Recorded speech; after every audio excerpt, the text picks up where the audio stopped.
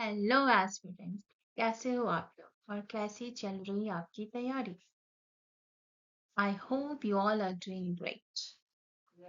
In this video, I have covered up science and technology, complete science and technology in the form of MCQ.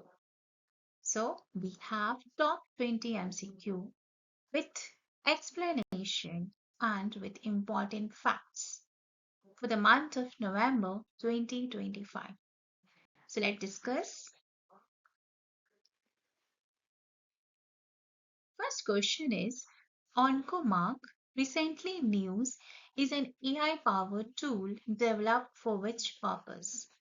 हाल ही में खबरों में रहे OncoMark नामक HI संचालित उपकरण को किस उद्देश्य से विकसित किया गया है? So the option B is correct. Molecular level classification of cancer for precision treatment. सटीक उपचार के लिए कैंसर का आणविक स्तर पर वर्गीकरण। Important facts. एसएन बोस राष्ट्रीय बुनियादी विज्ञान केंद्र के भारतीय शोधकर्ताओं ने अशोका विश्वविद्यालय के सहयोग से ऑन्कोमार्क नामक एक कृत्रिम बुद्धिमत्ता आधारित निदान मॉडल विकसित किया है जो कैंसर का आणविक स्तर पर विश्लेषण करता है। Second question is Vikram First, unveiled by Prime Minister Narendra Modi in November 2025, is associated with which Indian private space company?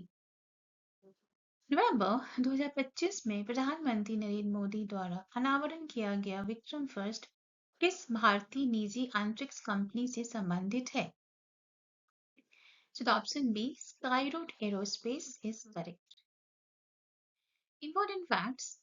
27 नवंबर 2025 को प्रधानमंत्री नरेंद्र मोदी ने वीडियो कॉन्फ्रेंसिंग के माध्यम से स्काईरूट एरोस्पेस के इन्फिनिटी कैंपस का उद्घाटन किया और कंपनी के पहले कक्षीय प्रक्षेपण यान विक्रम फर्स्ट का अनावरण किया। Google recently opened its largest AI infrastructure hardware engineering center outside the US in which location? Google ने हाल ही में अमेरिका के बाहर अपना सबसे बड़ा एआई इंफ्रास्ट्रक्चर हार्डवेयर इंजीनियरिंग केंद्र किस स्थान पर खोला है? So the option C is correct, Taipei. Important fact, Google ने ताइवान के ताइपे में एक नए एआई इंफ्रास्ट्रक्चर हार्डवेयर इंजीनियरिंग केंद्र का उद्घाटन किया है जो संयुक्त राज्य अमेरिका के बाहर इसकी सबसे बड़ी ऐसी सुविधा है। Hypervolt AI Data Center Limited has been established through a joint venture between which two entities? Hypervolt AI Data Center Limited की स्थापना किन दो संस्थाओं के संयुक्त उद्यम के माध्यम से की गई है?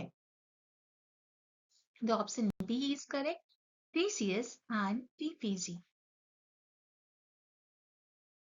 Important facts. TCS ने वैश्विक निजी इक्विटी फर्म TPG के साथ साझेदारी की।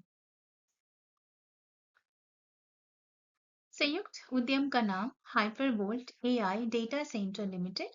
कुल इक्विटी निवेश लगभग 18,000 करोड़। उद्देश्य भारत में एआई केंद्रित और स्वतंत्र डेटा सेंटर विकसित करना। फोकस क्षेत्र भारत के डिजिटल और एआई बुनियादी ढांचे को मजबूत करना। This is the important facts.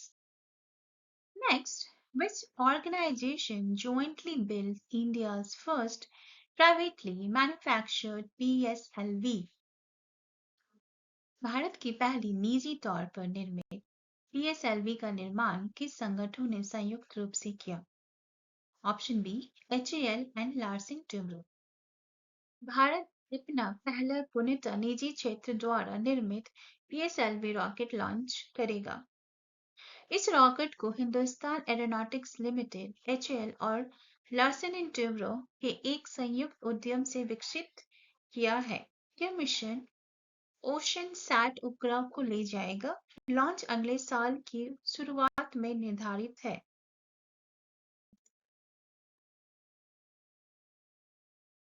Gemini 3, launched by Google in November 2025, was developed by which organization? Google द्वारा नवंबर 2025 में लॉन्च किए जाने वाला Gemini 3 किस संगठन द्वारा विकसित किया गया था? तो option C, Google DeepMind. Launch तिथि 18 नवंबर 2025। विकसित करता गूगल डीप माइंड। मॉडल का नाम जेमिनी 3, गूगल का सबसे उन्नत एआई मॉडल। एंड प्रस्तुतकर्ता गूगल के सीईओ सुंदर Pichai. This is the important facts. Which of the following is a key focus area of ISRO's expansion plan for the next decade? निम्नलिखित में से कौन सा क्षेत्र अगले दशक के लिए इसरो के विस्तार योजना का प्रमुख फोकस क्षेत्र है? So the option C, building an Indian space station, एक भारतीय अंतरिक्ष स्टेशन का निर्माण। इसरो ने अगले दशक के लिए भारत के अंतरिक्ष कार्यक्रम का एक महत्वाकांक्षी रोड मैप जारी किया है। इस कार्यक्रम के प्रमुख फोकस क्षेत्रों में उन्नत चंद्र मिशन और गहरे अंतरिक्ष अन्वेषण शामिल है। गगनयान मिशन के तहत मानव अंतरिक्ष उड़ान एक प्रमुख प्राथमिकता है। The recent India-led clinical trial by Tata Memorial Centre (TMC) established the effectiveness of which post-surgical treatment in reducing pelvic recurrence of bladder cancer. Tata memorial centre TMC द्वारा किए गए हाल में भारतीय नेतृत्व वाले नैदानिक परीक्षण में मूत्राशय कैंसर के चानी क्षेत्र में पुनरावृत्ति को कम करने में शल्य चिकित्सा के बाद किस उपचार की प्रभावशीलता सिद्ध हुई? तो ऑप्शन सी, रेडिएशन, विकिरण चिकित्सा। Important facts. Tata memorial centre TMC के भारतीय शोधकर्ताओं ने कैंसर के उपचार में एक महत्वपूर्ण सफलता हासिल की है। भारत के नेतृत्व में किए गए नैदानिक परीक्षण में यह सिद्ध हुआ है कि मूत्राशय कैंसर की सर्जरी के बाद विकिरण चिकित्सा से कैंसर का पुनरावर्तन की संभावना कम हो जाती है। The human-rated Vikas engine delivered by Godrej Aerospace will be used in which launch vehicle for India's Gaganyaan mission? Bharat के गगनयान मिशन के लिए गोदरेज एरोस्पेस द्वारा निर्मित मानव अनुकूल विकास इंजन का उपयोग किस प्रक्षेपण यान में किया जाएगा? So the option C is correct, LVM-3. Godrej aerospace ने भारत का पहला मानव परीक्षणित विकास इंजन इसरो को सौंप दिया है। यह इंजन LVM-3 प्रक्षेपण यान के L-110 चरण को शक्ति प्रदान करेगा। LVM-3 भारत के पहले मानवीय अंतरिक्ष मिशन गगनयान के लिए निर्धारित रॉकेट है।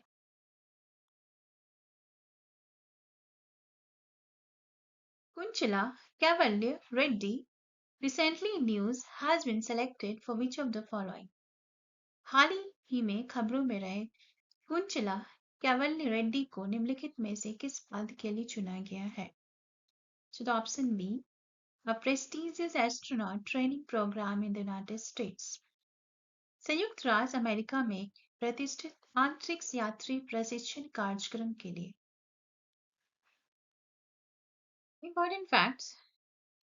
What is the name? Kunchila Caval Reddy, 17 years. जन्म स्थान निदादवोले, पूर्वी गोदावरी जिला, आंध्र प्रदेश। उपलब्धि संयुक्त राज्य अमेरिका में एक प्रतिष्ठित अंतरिक्ष यात्री प्रशिक्षण कार्यक्रम के लिए चयनित। प्रशिक्षण अवधि 4 वर्षीय उच्च स्तरीय अंतरिक्ष यात्री प्रशिक्षण।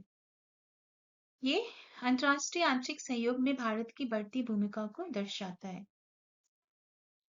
India's first indigenous quantum diamond microscope QDM was developed by which institution? Bharat का पहला स्वदेशी क्वांटम डायमंड माइक्रोस्कोप क्यूडीएम किस संस्था द्वारा विकसित किया गया था? So the option C, IIT Bombay is correct. Bharat ने अपना पहला स्वदेशी क्वांटम डायमंड माइक्रोस्कोप क्यूडीएम लॉन्च किया। इसे आईआईटी बॉम्बे के प्रीक्वेस्ट ग्रुप ने विकसित किया। इसकी घोषणा ESTIC 2025 में की गई। यह नैनोस्केल पर अति संवेदनशील चुंबकीय क्षेत्र इमेजिंग को सक्षम बनाता है। इसके प्रमुख अनुप्रयोग तंत्रिका विज्ञान, पदार्थ विज्ञान और अर्धचालक निदान में है। Surveyor India's new national initiative focus on improving access to biomarker testing for which disease? Survey India की नई राष्ट्रीय पहल किन बीमारियों के लिए बायोमार्कर परीक्षण तक पहुंच में सुधार लाने पर केंद्रित है? So option B is correct.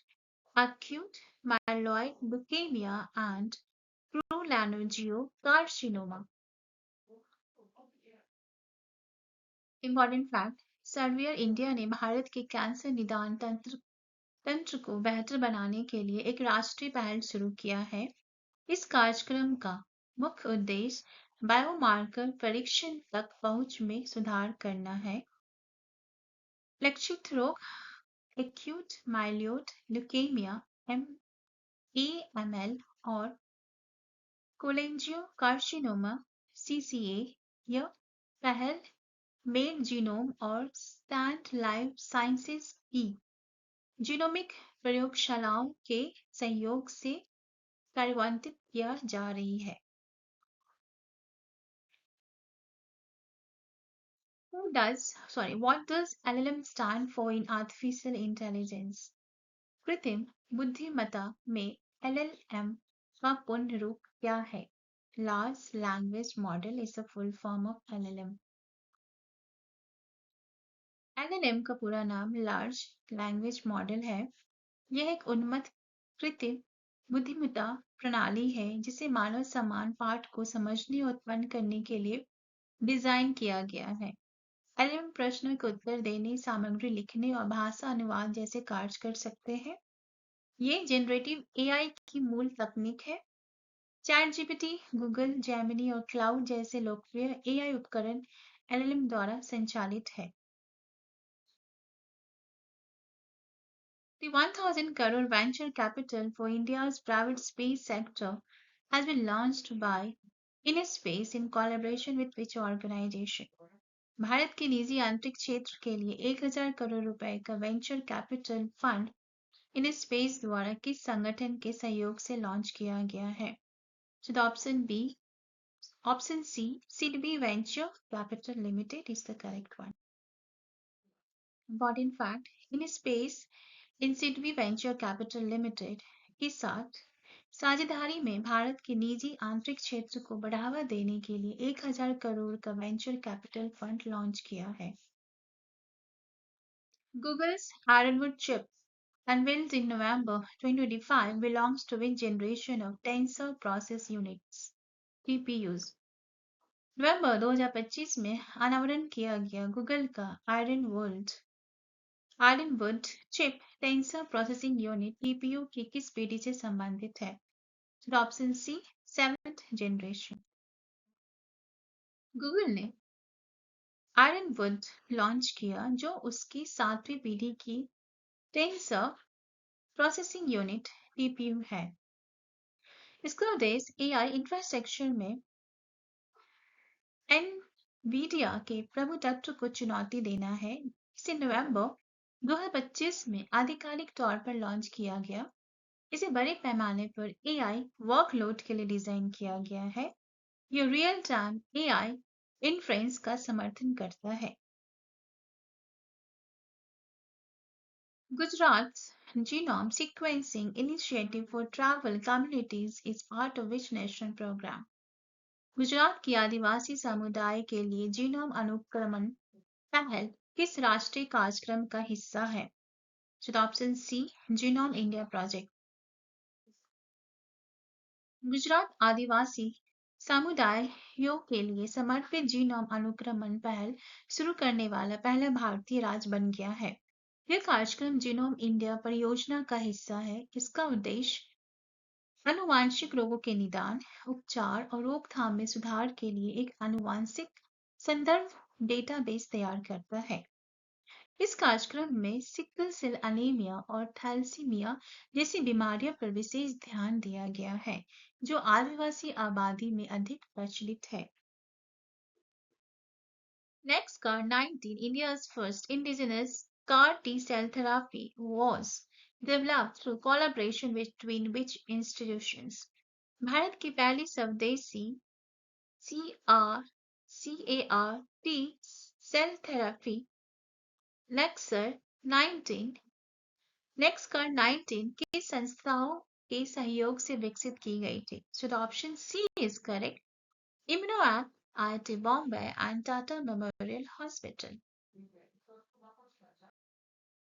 प्रधानमंत्री नरेंद्र मोदी ने भारत की पहली स्वदेशी CAR-T सेल थेरेपी नेक्सकर 19 का शुभारंभ किया। यह भारत में कैंसर उपचार और जैव प्रौद्योगिकी के क्षेत्र में एक महत्वपूर्ण उपलब्धि है। इसे IIT Bombay and Tata memorial hospital के सहयोग से इम्यूनोएक्ट द्वारा विकसित किया गया है। DBT और BIRAC द्वारा समर्थित ये थेरेपी सेल और जीन थेरेपी नवाचार में भारत की स्थिति को मजबूत करती है। What is the primary objective of Google's project Suncatcher? Google के प्रोजेक्ट सनकैचर का प्राथमिक उद्देश्य क्या है? So the option C is correct. To overcome energy and sustainability limits of Earth-based AI data center. पृथ्वी आधारित AI डेटा केंद्रों की ऊर्जा और स्थिरता संबंधी सीमाओं को दूर करना। Important facts: गूगल का प्रोजेक्ट सनकैचर सौर ऊर्जा से चलने वाले उपग्रहों का उपयोग करके अंतरिक्ष में AI डेटा सेंटर स्थापित करने का लक्ष्य रखता है। इन कक्षीय केंद्रों में CPU, टेंसर प्रोसेसिंग यूनिट जैसे उन्नत AI हार्डवेयर स्थापित किए जाएंगे। यह पहल पृथ्वी पर स्थित डेटा सेंटर द्वारा सामने की जाने वाली ऊर्जा स्थिरता और स्केलेबिलिटी संबंधी चुनौतियों का समाधान करने का प्रयास करती है। Nisar satellite mission is jointly developed by which two space agency? Nisar उपग्रह मिशन को किन दो अंतरिक्ष एजेंसियों द्वारा संयुक्त रूप से विकसित किया गया है? The option B, ISRO and NASA is the correct answer. Nisar NASA ISRO 7 नवंबर 2025 को पूरी तरह से चालू हो गया। ये ISRO और नासा का संयुक्त पृथ्वी अवकलन मिशन है जो भारत अमेरिका अंतरिक्ष सहयोग में एक महत्वपूर्ण उपलब्धि है। यह उपग्रह हर 12 दिनों में उच्च परिशुद्धता वाला रडार डेटा प्रदान करेगा, जिससे जलवायु परिवर्तन, कृषि, प्राकृतिक आपदाओं और पर्यावरणीय प्रक्रियाओं की उन्नत निगरानी संभव हो सकेगी। What is the primary objective of OpenAI? IndQA benchmark. OpenAI के IndQA benchmark का प्राथमिक उद्देश्य क्या है? So the option B is correct. To evaluate AI understanding of Indian languages and cultural context.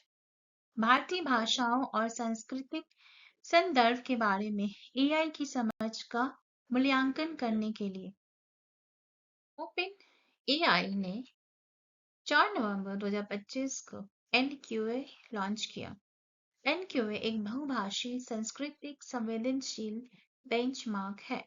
ये भारतीय भाषाओं, संस्कृति और संदर्भ के प्रति HI की समझ का मूल्यांकन करता है। OpenAI द्वारा पहला क्षेत्र विशिष्ट बेंचमार्क।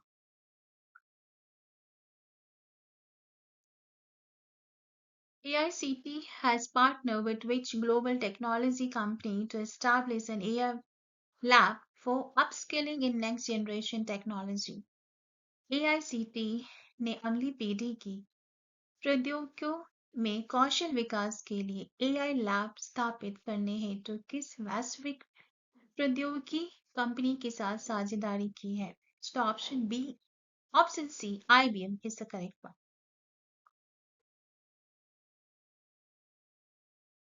AICTE ने IBM के साथ साझेदारी करके AICTE मुख्यालय में अत्याधुनिक कृत्रिम बुद्धिमत्ता AI प्रयोगशाला स्थापित की है।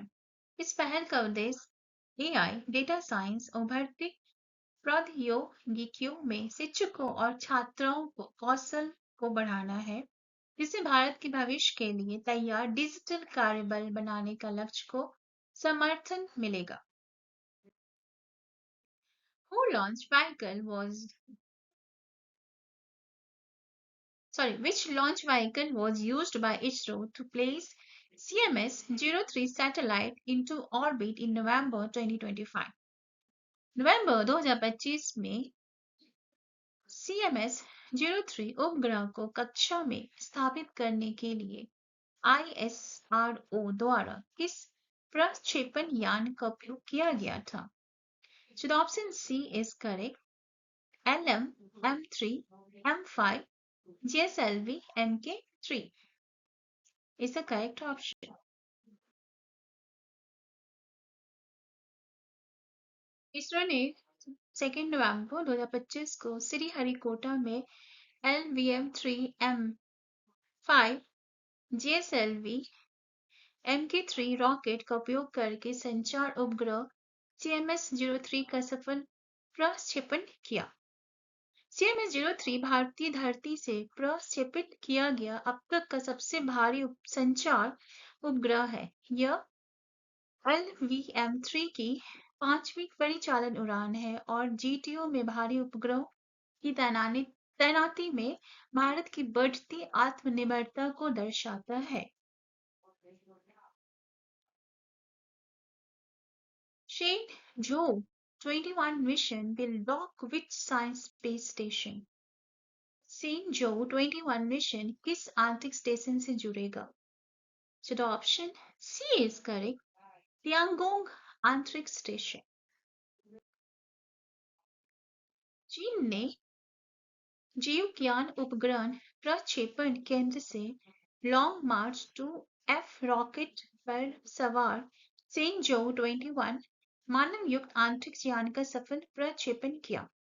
यह मिशन तियांगोंग अंतरिक्ष स्टेशन से जुड़ेगा, जहां 3 सदस्यीय दल 6 महीने तक वैज्ञानिक प्रयोग और स्टेशन के रखरखाव को कार्य करेगा, जो चीन के अंतरिक्ष कार्यक्रम में एक और महत्वपूर्ण उपलब्धि है। That's all for today, everyone. Thanks for watching. Requesting you all to please subscribe my channel so that you will get the notification for my next video. This was a complete science and technology MCQ. इसके बाद कुछ भी नहीं है. So please share to as many friends as you can and subscribe my channel. Thank you all. Bye. See you in the next video.